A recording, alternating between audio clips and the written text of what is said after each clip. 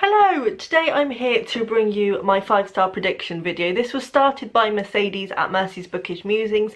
I will link her original video down below. I don't think it was a tag particularly, but a lot of people seem to be jumping in and doing it, and I think it's quite interesting to hear not only about the books that people have read, but the books that they think they're going to love. And also it'll be quite interesting to see how the books actually stand up to the predictions. So I thought I would do a video today. I have picked 5 books because I thought that was quite a nice round number. I was surprised going through my bookshelf how few of my books I'm now really excited to read, which is quite sad, but I have been kind of pulling back on my book buying in the past year or so, so that's probably something to do with it. But anyway, we're going to get straight into these. So I had to start with Even the Dogs by John McGregor. Now, I adored If Nobody Speaks of Remarkable Things by John McGregor. I did read So Many Ways to Begin by him at the start of the year, and it was a disappointment for me. But I have high hopes for this one. From what I know, it's basically about the people in the cracks of society. It starts with the discovery of the body of a man in his flat, and it sort of goes into the underworld, and I think it explores sort of homelessness and people living on the edge of poverty and things like that. I think it's going to be harrowing, but I definitely think it's going to be good, and I have heard nothing but good things about this. So I'm hoping it's going to be kind of a step back to the John McGregor that I know of If Nobody Speaks of Remarkable Things, so I'm really excited for that one. Then I've got Swamplandia by Karen Russell. I adored Karen Russell's short story collection, Vampires in the Lemon Grove, last year, and I have yet to pick up any more of her, but I finally found a copy of Swamplandia. I've been looking for it for a while, but it never seems to be in bookshops, but I finally picked one up, and I'm really excited to get to this. It's obviously going to be magical realism-y and a bit crazy because it's Karen Russell, but I adore her writing and I really like her ideas. From what I know about this, it's set in a crocodile park. I think the owner of the crocodile park gets ill and leaves her daughter in charge, and it's kind of just about the crazy stuff that happens to her daughter as far as I'm aware. But yes, I can't wait to read more Karen Russell. I am very much excited and I think I'm going to adore it. Then I have got Song of Solomon by Toni Morrison. I read Beloved by Toni Morrison last year and have since bought every single Toni Morrison that I have come across. I think she is a stunning writer and I'm really excited to get to more of her. This is the one that I've heard the most about, so I'm really excited to get to this one.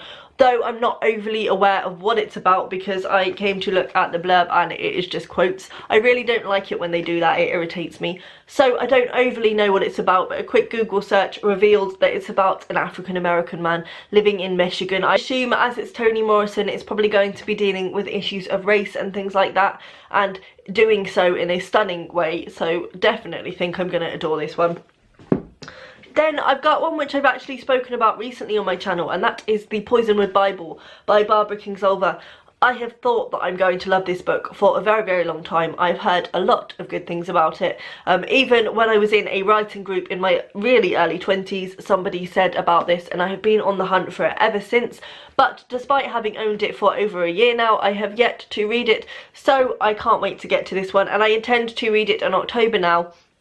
I was going to read it this month, but I have found out that I'm going away for 10 days in October, so I think this will be a really nice one, chunky book to get stuck into. This is about missionaries who go to the Congo and try to obviously spread the word of God, etc. I think it's really devastating and I don't think things go very well for them. But I've just heard so many good things and I just have a good feeling about this book. I think it's going to be a winner. Then finally I've got one which has surprised me, but I'm really, really desperate to read this book, which is Tin Man by Sarah Winman. When it first came out, I wasn't bothered. I didn't even really listen to reviews because it wasn't on my radar at all.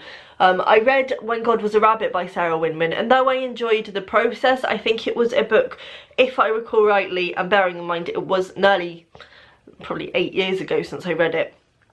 If I can recall rightly, it was a book that seemed to have a lot of stuff shoved into it.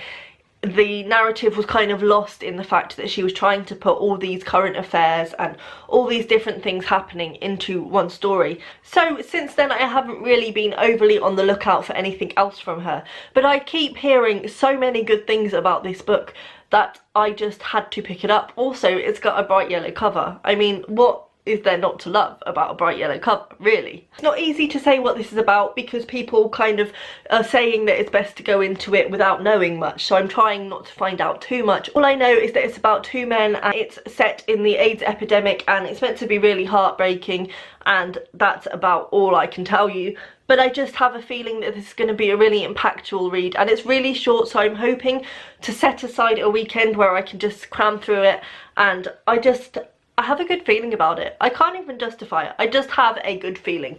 So those are all my 5-star predictions. Hopefully they will pull off, because I need some 5-star reads this year. I'm being really harsh with my 5-star ratings at the moment. At this rate, I'm going to struggle to have a favourite books of 2017 video. I'm not gonna lie. And that's my favourite video to film all year. So we got to get on with this. So hopefully, as I say, these will pull off. Please let me know down below if you have done this, and I will be sure to check the video out, and I will see you next time. Bye.